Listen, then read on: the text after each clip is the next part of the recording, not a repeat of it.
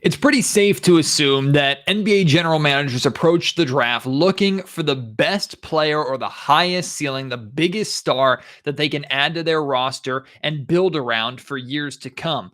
But how do NBA head coaches approach the draft? Do they prefer to bring in a player who's maybe a better fit in their system who might not ever reach that star status? Or are they okay with bringing a young player in who has all this potential and molding them into the best version of themselves? On today's episode of the Locked On Kings podcast, I'm going to be joined by former Sacramento Kings head coach, absolute Kings legend, former Kings broadcaster on television as well. Jerry Reynolds joins me to talk about his approach and the coach's approach to the NBA draft right here on Locked On Kings. You are Locked On Kings, your daily Sacramento Kings podcast, part of the Locked On Podcast Network, your team every day. And now, ladies and gentlemen, it is that time for another episode of Locked On Kings.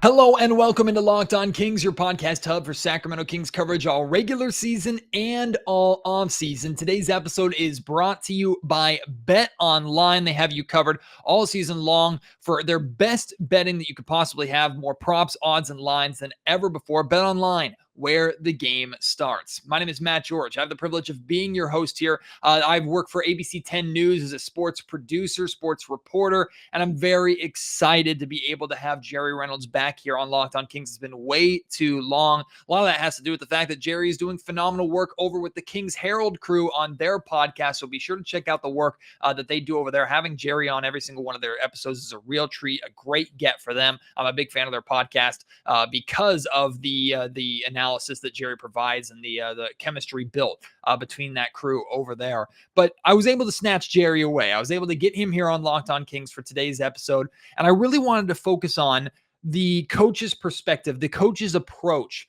to the NBA draft. Because, of course, coaches don't have the final say. They can share their input. It's ultimately up to the general manager who they pick. And then the coach kind of has to just make it work if they want to keep their job. But does that mean that coaches and general managers typically have the same philosophy when it comes to fit versus highest ceiling? Do they have a different philosophy? Jerry's going to be able to fill us in on the coach's perspective. Plus, he'll give just his good basketball eye. He'll give his opinion on different different prospects, what they can bring to the Sacramento Kings. We'll also talk a little bit about his experience as a head coach, how he approached drafts and what he experienced going through drafts from a coaching perspective. I really think you're going to enjoy this conversation. I absolutely loved it. Having Jerry on Locked On Kings is a massive, massive treat. I hope you enjoyed as much as I do, and get ready to respond because there's plenty of stuff for you to respond to. If you want to chime in on the conversation at any point, you can do so on Twitter at MattGeorgeSack. Email me, mattgeorgesports@gmail.com. Or if you're watching on YouTube, leave your thoughts in the comment section down below. But for right now, please enjoy this treat of a conversation with the one and the only Jerry Reynolds. We pulled it off. I stole Jerry Reynolds from the Kings Herald for an episode here of the Locked On Kings podcast. Former Sacramento Kings head coach, legendary Kings broadcaster. Getting Jerry on Locked On Kings is a real treat. And I'm very excited to talk to him around draft time because, Jerry, you're going to be able to provide a unique perspective that we haven't really gotten talking about this year's draft. So I'm looking forward to it. First off, thank you so much for taking the time here on Locked On Kings. I've really enjoyed what you've been doing over there with the Kings Herald crew. And welcome in. It's a pleasure to talk to you. Well, it's always great to be with you, Matt. Obviously, follow your career as well. And certainly during my retirement, I have a lot of time to follow a lot of people. Well, there are a lot of people who would wish that you would come out of retirement, but I think you should wait until the Sacramento Kings have a playoff game, and then you should be allowed to come out of retirement for at least one. You deserve that. But Jerry, here we are, another draft where the Sacramento Kings, the third draft since 2017 that the Kings have moved up in the lottery. So luck has actually been on their side, and they're in this position now where they have a established core or established duo in De'Aaron Fox and Domantas Sabonis. And now they have the opportunity to add to that with the number 4 pick, which is an extremely good possibility for Monte McNair, a great opportunity for him. But I've been having a big conversation here on Locked On Kings about fit versus best talent available, or really highest ceiling is more what I like to call it. And a lot of people, especially with the 4 pick, lean more towards highest ceiling. You want to see if you can get a star with that pick. I understand that completely. But as a former coach, if you're looking at this perspective with the Sacramento Kings, they're trying to win right away. They think their window is right now, or they're trying to add someone who can help them win right now. If you were Mike Brown, if you were coaching this team, would you be a little more interested in a fit type player because they can come in and fit to your system? Or are you still more on the get the best talent and we'll make it work with him?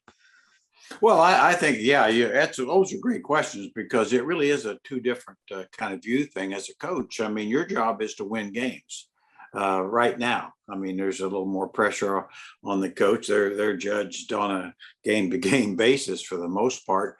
But yeah, if I'm Mike Brown, I'm looking at well, what can we do to make this team better tomorrow? Whether if that means a better fit for my team as opposed to the picking the guys supposedly best player available that might someday be a star. Well, might someday doesn't do me much good tomorrow.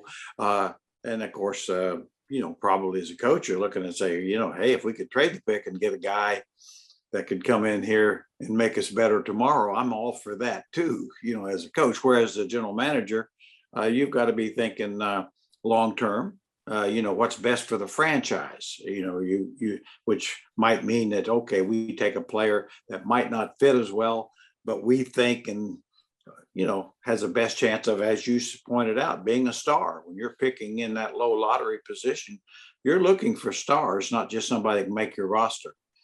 I've had the pretty unpopular opinion that had the Kings stayed at 7, I think we all would have agreed. If the Kings got a player at 7 that we were told is guaranteed to be a good NBA starter on a good playoff or maybe even championship team, I think we all would have celebrated that. As soon as you move up to 4, suddenly it's like, no, that might not be good enough. For me, if I could get a guarantee that the Kings would pick a player who would not ever be an all-star or superstar, but would be a really good, solid, established NBA starter on a playoff team, I personally would take that. Is that setting the bar, you think, a little too low for this draft position? No, not really. I mean, I think to me, it's like, the argument, do you take, if you had a choice between Banchero or Keegan Murray type thing, one guy seems to have more of an upside than the other, but one might be safer than the other too, so it's a fair question. I just think, it's one of those things that at 7, you certainly feel comfortable with probably a different player. Now, it's also true that some of the greatest players in the history of the game have been picked there. A guy named Steph Curry comes to mind right off. That you can get the best player in the draft at 7, just like you can at 15, whether it's Kawhi Leonard or Giannis Antetokounmpo, or at 30, Jimmy Butler, or at 41, Nikola Jokic. So, the draft is the draft. I always say it is, but at 4, you've got a better chance of getting that star than you do at 7, and that's just the luck of the draw, so to speak. Doesn't mean you will, but you should have a better chance of getting that special player. The draft is such a crapshoot, but it's also such an exciting time, and it's fun to look back at drafts 4 or 5 years later and see which players you weren't even considering that are then at the top of the draft and which players at the top that unfortunately didn't pan out. If you look at the Kings draft history, it's pretty ugly, at least over the last 16 years. But the doors of opportunity are always wide open for a draft. And I'm curious, your time as a coach in this league, how did you approach the draft with the hope that you would get a good player, but the expectation that you would get someone that could actually help the team win? Well, yeah, as I can always recall, just as a coach, I was working for Bill Russell, who was general manager, and he basically was in control, as he should have been. And I know he really felt that Purvis Ellison, who had the first pick at that time, would be a guy that had a chance to be a star because he had talent. And I agree, he did have a chance to be a star.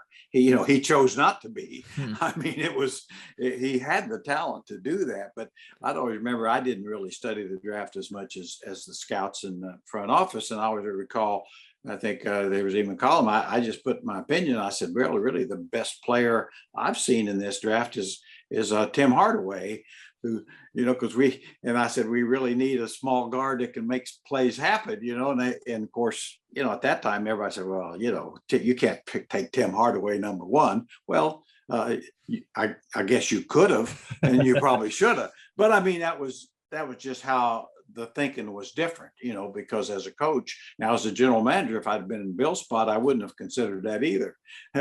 Probably, I'd have been thinking, well, whoever's got the best chance of being a star. Well, truth matter, it was Tim Hardaway, but it was hard to. It'd been a real stretch at that point, and I didn't think he was going to be a real star like he was, a Hall of Famer. I just thought, you could, the day one you trot him out there on your lineup and you're better, How did you handle that, giving your coach input? You have obviously a basketball mind. You have an idea of what you think would be successful. You share your opinion and it's taken into account, but they end up going in a different direction. I'm sure that happens all the time in every single NBA franchise. You can't appease everybody. But how did you personally, and how do you think coaches handle that? Hey, here's my input. Here's what I think. Here's who I would like to coach, who I think would fit good. But my general manager goes in a different direction. How do you think that's handled? Well, I think generally, I mean, as a coach, you're the employee so it's your job to give your opinion as best you can, give your true feelings, and then when they make the decision, get on board with the decision. I've always said once a guy is picked or once your roster is established, coach the team. Don't be second guessing much. Just try to make your team better, however that may be, because it's not going to lead to anything very good. And of course, what you really want is a great relationship between coach and general manager. I always remember the years of Rick Adelman and Jeff Petrie. And of course, they didn't always agree, by the way, on draft picks. I'll tell you that. But once a pick was taken, Rick was the kind of guy who said, okay, my job's to coach the team. I'll coach the team that's out there. And I think that's the way you very much need to approach it. Today's episode of the Locked On Kings podcast is brought to you by Truebill. This is maybe the most important app that you could have on your phone today. Finances are so important right now, and Truebill makes all those financial hurdles, all those financial struggles, all that organization as easy as possible. It's made a major difference in my wife's life. And what it does that maybe most attract you, certainly attracted me and got me interested, is it helps you deal with those subscriptions, those unwanted subscriptions. It helps you deal with those greedy corporations who make their subscriptions hard to cancel. And it helps you save a lot of money right off the bat. Truebill is that new app, helps you identify and stop paying for subscriptions that you don't need, want, or if you simply forgot about. On average, people save up to $720 a year with Truebill. When I first downloaded the app, I was able to delete over $100 a month worth of subscriptions that I either wasn't using, they were too difficult to cancel, or I had completely forgotten about them. All you have to do is link your accounts to Truebill, and they will cancel your unwanted subscriptions in one tap. It is that easy. They have over 2 million users that have helped save them over $100 million. Don't fall for subscription scams. Start canceling today at Truebill.com/LockedOnNBA. Go right now, Truebill.com/LockedOnNBA. It could save you thousands of dollars a year. One of my favorite things about the NBA and NFL draft every single year is seeing. We forget, like, these are young men whose dreams are coming true and they've made it to the ultimate level. They still have a long way to go. And a lot of them say, I'm ready to get to work because they recognize they've made it. Now they got to keep it. But seeing those videos of the celebrations with families or those draft night phone calls, do you remember as a coach speaking with or meeting your rookies for the first time and experiencing that joy of seeing them accomplishing their dreams and ready to pretty much go to war for you? Yeah, I can. I certainly, two guys come to mind. Lionel Simmons, who was picked 7th, and I think was runner-up rookie of the year that year, and certainly just a high-quality young man that you knew would find a way to be very good, and which he did. And of course, knee injuries and things like that shortened his career. But just approached everything in the right way, one of those guys. And then maybe on the other end a little bit, Walt Williams, who again I think he was picked 7th, and I think was again top 5 rookie of year candidate. probably had the talent to be a real major star, in my opinion, but probably did not have the work ethic and the consistency. A good guy, but just as simply didn't put in the time like a Lionel Simmons or some other guys did. Had he, he had a good career anyway. But in my opinion, could have been a 5-time All-Star kind of caliber player. He had the gifts, but maybe didn't have all the work ethic at the time. It seems like it's becoming a lot more common in the NBA for rookies to come in and have immediate impacts on teams. I mean, we saw what Luka Doncic, he's a generational talent, of course, but how he was able to play almost at an MVP caliber level in his first couple of seasons. Scotty Barnes is an excellent Rookie of the Year season for Toronto last year. How fair is it, or how much expectation do you think is fair to put on a rookie, especially for a team in the Kings situation where they're trying to win right now? They essentially have 2 years to start winning because Sabonis' contract is up and they don't want him to walk in free agency. So they're looking at this 4 pick and saying, we need to get a player who's going to come in here and affect winning from day one. I imagine McNair's not looking at this 4 pick and saying this needs to be our best player by day one, but is it maybe unrealistic to expect that player to be a starter on day one or to come into training camp and be ready to hit the ground running? Is that too much to put on a rookie, or do you think that's fair? Well, it probably is too much, and it's probably not fair, but that's the way it is. I think when you're a bottom feeder and you get a low lottery pick, you're expecting a guy to step in and play and have a contribution. Now, there's cases of rookies, truly great players, that come in the league and make a huge difference. LeBron made a 15-game difference.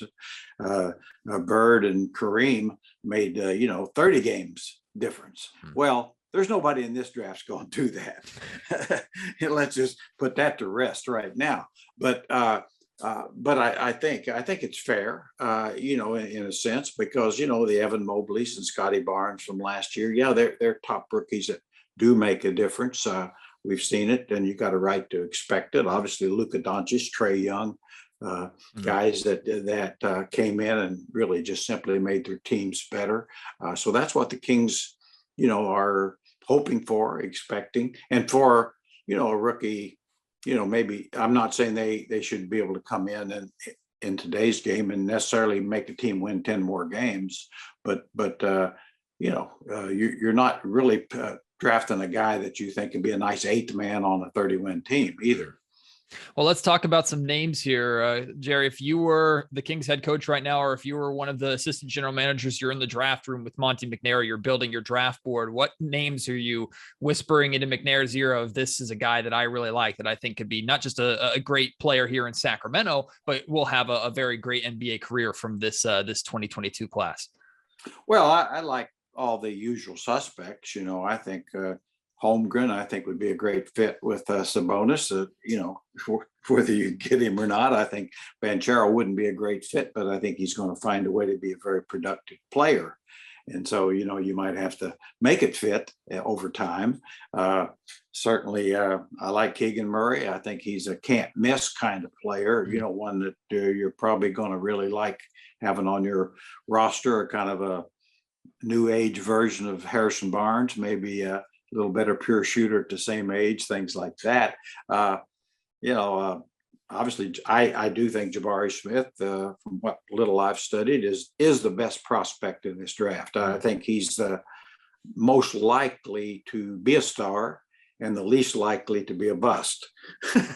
And so I've got some real questions probably with Ivy a little bit, Shaden Sharp a little bit. Just don't know anything about Sharp. So that's why, Ivy, I love his athleticism and all, but I guess from the Kings perspective, I'm just not sure. And that doesn't mean he may become the next Allen Iverson for all I know, but I see a guy that's almost another version of De'Aaron, and maybe a little more physical version, but another version of that type. So those are just my thoughts there. There's guys I think, that I'd really be scared of a little bit. Griffin from Duke, his athleticism scares me. I love his shooting ability, but he's going to have to get open, or somebody's going to have to get him open, that sort of thing. And then, then other guys like Jeremy Sochan, I think that's how you pronounce it, from like Baylor. I think he's one of those guys that probably never be a star, but I bet he plays 10, 12 years in the league and finds a way to be valuable, just one of those guys. The Keegan Murray versus Jaden Ivey debate has been the biggest talking point here on Locked On Kings for the last 2-3 weeks. I'm a huge fan of Keegan Murray. Love the idea of Keegan Murray for Sacramento for many of the reasons you've listed, but people do kind of pencil him in as a safer pick. And I almost think people are kind of a little bored by it because he doesn't have this tremendous athleticism or these super flashy highlights. He does things really, really well that I think translate over to the NBA. But what you said there, you say like a new age version of Harrison Barnes. I think if the Sacramento Kings had two versions of Harrison Barnes on their roster, they're a significantly better team. But other people look at that and go, Harrison Barnes at the 4 pick? Oh, the Kings can do better than that. I just think Keegan Murray makes so much sense from a fit standpoint, and I don't necessarily think his ceiling is that much lower than a Jaden Ivey or than some of the guys at the absolute top of this draft. But that's where really the fit versus best ceiling or highest ceiling conversation really comes into play. If it were me on draft night, and assuming the top 3 goes the way we expect, and it's Ivy or Murray or Sharp at 4, for me it's Murray, and it's not really that much hesitation for me. I really like the guy. I just, here again, I get the difference of opinion, because it's just that, when you're into lottery, it's a lottery on a lot of levels, not just the number you get, but the player you get, because history has proven, that many, as we pointed out earlier, many of the best players in particular draft don't go in the top 5, and some of the biggest busts, the sure things. And I mean, people that are saying this guy's a sure thing, this guy's a sure thing, that 5 years from now, they won't admit they said that, because some of them, I always go back to the Kings drafting Thomas Robinson. He was a guy that was supposed to be the 2nd pick in the draft, and he slipped, and the Kings should have let him continue to slip. But that happens almost on a yearly basis, and so I don't know. I think at some point you're supposed to know what you know, and there's a risk involved in anybody you take. The idea that some guy's a surefire star as opposed to somebody that can't be because of this or that, I think is a bit much. Monty McNair has proven so far in his 2 drafts that he has an excellent feel of things. I mean, I think he's done terrific. And my mind is, if Monty McNair selects Jaden Ivey over Keegan Murray, if it comes to that, then I'll say, okay. If he feels that way, I'm okay with that, or vice versa. So that, those guys, I know just from having the ability to get all the tape and the stuff available on guys does help. And I have no, Ivey, I sure see that explosive athleticism, and you've got to be enamored with that. How good can he be? Can he be a better version of De'Aaron? Can he be? I kind of compare him a little bit to Tyrese Maxey, which is a very good comparison. I love Maxey, and so would you feel good taking him at 4? Sure. Good players, you can make them fit. I always say, don't worry about fit so much. I mean, if one guy's clearly better than the other, take the best. If it's a close call, and you're not sure who's better, and one's a better fit, then you probably ought to take the better fit. Yeah. And I think this is that kind of draft. I think for anybody that says they absolutely know one is going to be better than the other, I'm going to tell you don't know what you don't know. You can't. This episode of Locked On Kings also brought to you by Bet Online, your number one source for all your betting stats and sports information. You can find all the latest sports developments, news, and odds, including this year's basketball NBA Finals, the NHL Hockey Conference Finals, Major League Baseball, of course, all the latest fighting news. That's MMA, UFC, boxing. They have it all. Bet Online is your continued source for all your sports wagering information, including live betting, esports, and more. They have it all. One of my favorite things about Bet Online is their fun future and prop bets that they have around big games like the Super Bowl. The amount of prop bets around the Super Bowls is really great. Future bets right now that the NFL schedules are out, you can bet on how NFL teams are going to perform next season. There will be a bunch of prop and future bets around the Sacramento Kings when next season approaches, so you can use your Kings knowledge to cash in and make some money. Whatever you do, head to the website today or use your mobile device to learn more about the trends and the action at BetOnline, where the game starts. There's two players that have their majority, I guess, not necessarily red flags, but the concerns about them I wanted to ask you about. One is Keegan Murray, and the main concern that I see with Keegan Murray is his age. He's going to be 22 before he plays his first NBA game. And then Chet Holmgren, whose biggest concern is his weight. I think he's 7 feet tall, but only 195 pounds or something like that. Those are two very legitimate concerns for their own reasons, but we've certainly seen skinny players come into the draft like Giannis and Kevin Durant, and they get the NBA resources on their side. They bulk up, they develop as they get older and they get stronger. And then we've seen the Kings take an older player in Davion Mitchell last season, and I just think he comes in and that makes him more NBA ready. But what do you think about, not just for those two players, but period, assessing players and talking about or focusing on their age or their weight? Do you think that's the way I look at it? If those are the biggest concerns that you have with a player, they're probably doing pretty good for themselves. Yeah, I agree. I mean, everybody's got some flaws, but the age thing, way I look at it is if you think this guy can play for you 10 years, then I don't know about most people, but I don't have 10 years to worry about it. I think that's plenty. You give me a guy you think can step in there and give you a 10-year nice career. So at 22, you should be able to do that. As opposed, and a 19, there's no guarantee you get more than 10 anyway, due to injuries in the league and all that sort of thing. So that, and then, then with Chet Holmgren, I tried to watch him a little more. And yeah, there's a concern about the body. It's a funny looking body, no question. But I'm old enough to remember I spent a lot of time the year that Pau Gasol was in the draft and really studied his tapes and stuff from Europe, and that was the exact same questions on him. Oh, he doesn't have the body. He won't be able to play in deep and all that. And of course, everybody said, oh, he's highly skilled, really smart, and he was. And last time I checked, you he did pretty darn good. Old Powell did, didn't he?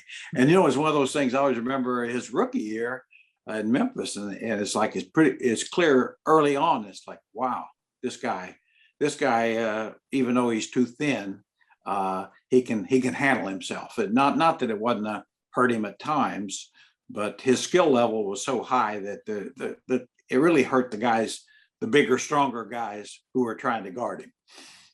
You brought up Pau Gasol from Europe, and that reminded me of a question that I've wanted to ask you, and I asked G-Man this not too long ago.